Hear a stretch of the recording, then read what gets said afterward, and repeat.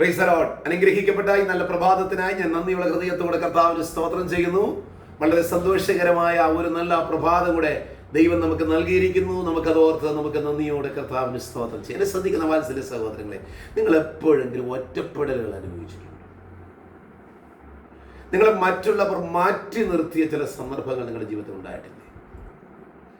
മറ്റുള്ളവർ നിങ്ങളെ കൊള്ളത്തില്ല എന്ന് പറഞ്ഞ ചില സന്ദർഭങ്ങൾ ഉണ്ടായിട്ടില്ലേ? ദാവീദ് എന്ന് പറഞ്ഞ ചെറുബാലനെ പല മേഖലകളിൽ നിന്ന് മാറ്റി നിർത്തി.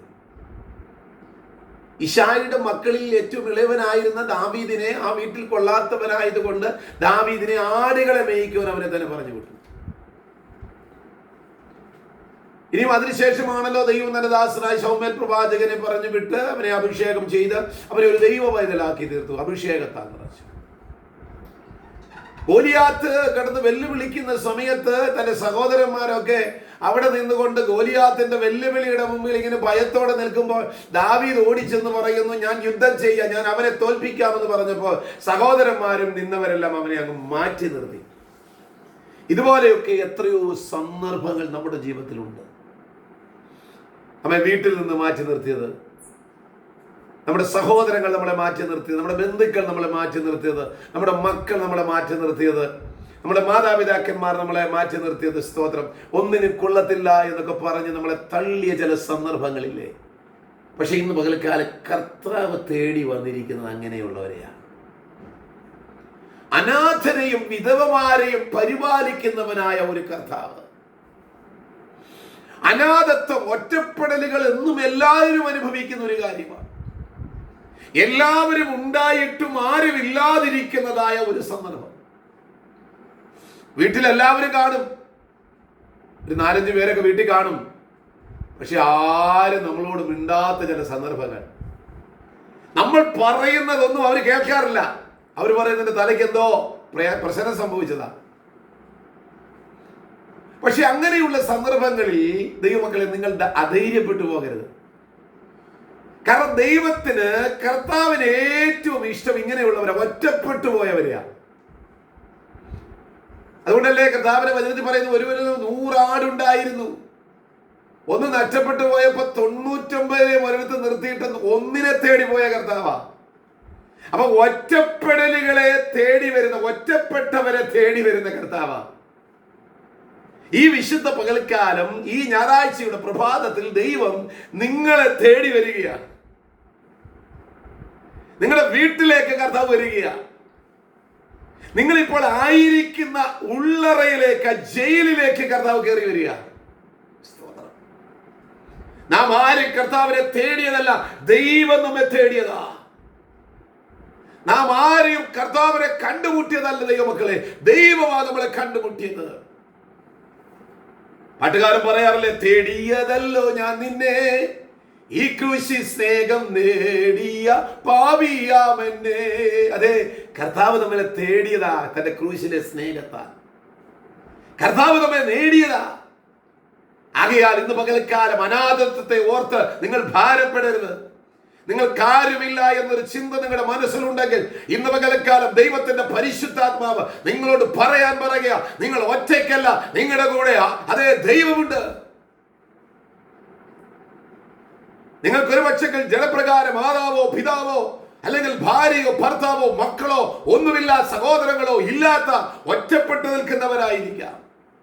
ചില ആത്മീക മണ്ഡലങ്ങളിൽ നിങ്ങൾ ഒറ്റപ്പെട്ടു നിൽക്കുന്ന ഒരു ശുശ്രൂഷകരായിരിക്കാം.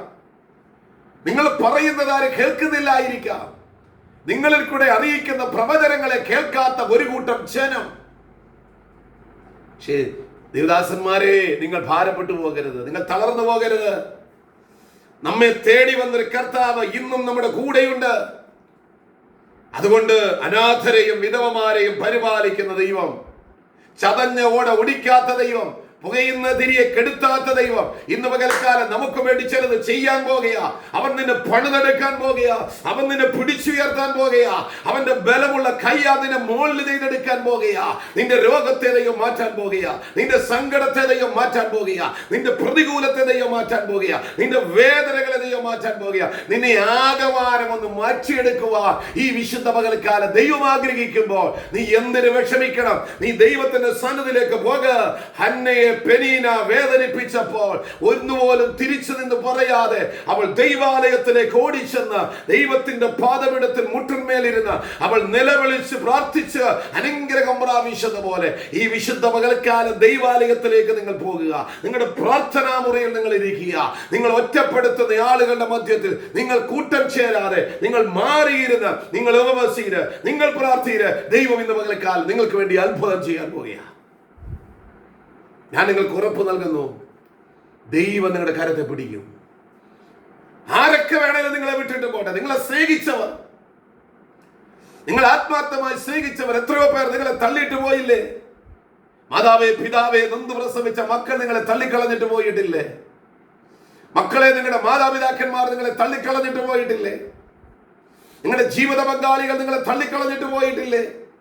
നിങ്ങൾ കൂട്ടിനിന്ന കൂട്ടായ്മ ബന്ധങ്ങളിൽ നിന്നും ആളുകൾ നിങ്ങളെ മാറ്റി നിർത്തിയില്ലേ? ഭാരപ്പെടണ്ട. ഈ പകൽക്കാലം ദൈവം ഇന്ന് ദൈവം നിങ്ങൾക്ക് വേണ്ടി അത്ഭുതം ചെയ്യാൻ പോകുകയാ.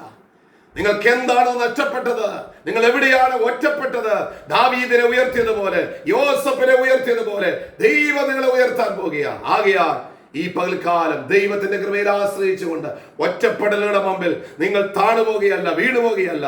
എഴുന്നേറ്റ് നിങ്ങൾ മുഖം കഴുകി നിങ്ങൾ നിങ്ങൾ ബലപ്പെട്ട് ദൈവസന്നിധിയിൽ പ്രാർത്ഥിച്ച് ബലപ്പെട്ട് മുൻപോട്ട് പോകുക. ഇന്ന് പകൽക്കാലം ദൈവം നിങ്ങളെ എല്ലാവിധ അനുഗ്രഹങ്ങളാതെയും നിറയ്ക്കട്ടെ. നിങ്ങളുടെ ഒറ്റപ്പെടലുകൾ അനുഭവിക്കുന്ന ഒരു വ്യക്തിയാണോ? നിങ്ങൾ വിഷമങ്ങൾ അനുഭവിക്കുന്ന ഒരു വ്യക്തിയാണോ? ഞാൻ നിങ്ങൾക്ക് വേണ്ടി പ്രാർത്ഥിക്കാം. എൻ്റെ ദൈവം നിങ്ങൾക്ക് വേണ്ടി അത്ഭുതം പ്രവർത്തിക്കും. യേശുവിൽ കൂടി അല്ലാതെ വേറെ ഒരു സഹായം വേറെ എങ്ങുമില്ല. യേശു സകലത്തിനും മതിയായവനാണ്. അവന്റെ പുത്രനായ യേശുവിന്റെ രക്തം സകല ഭാവവും നോക്കി നമ്മെ ശുദ്ധീകരിക്കും. ഈ കർത്താവിൽ വിശ്വസിക്കുക, കർത്താവിനോട് ചേരുക. ഈ വചനങ്ങൾ ദൈവം നിങ്ങളെ സഹായിക്കട്ടെ. നിങ്ങളുടെ പ്രാർത്ഥനാ വിഷയങ്ങൾ എന്നെ നിങ്ങൾക്ക് അറിയിക്കാം. അവിടെ കാണുന്ന സ്ക്രീനിൽ കാണുന്ന നമ്പറിൽ നിങ്ങൾക്ക് എന്നെ വിളിക്കാം. 24 hours പ്രാർത്ഥിക്കുന്ന ഒരു പ്രയർ ടീമിനോട് ചേർന്നുണ്ട്. അവർ നിങ്ങളുടെ വിഷയങ്ങൾ ഏറ്റെടുത്ത് നിങ്ങൾക്ക് വേണ്ടി പ്രാർത്ഥിക്കും. ദൈവം നിങ്ങളെല്ലാവരെയും സഹായിക്കുകയും അനുഗ്രഹിക്കുകയും ചെയ്യുമാറാകട്ടെ എന്ന് ഓർപ്പിക്കുന്നു. ദൈവത്തിന്റെ നാമം ഇന്നും എന്നേക്കും അനുഗ്രഹിക്കപ്പെടുമാറാകട്ടെ. ആമേൻ.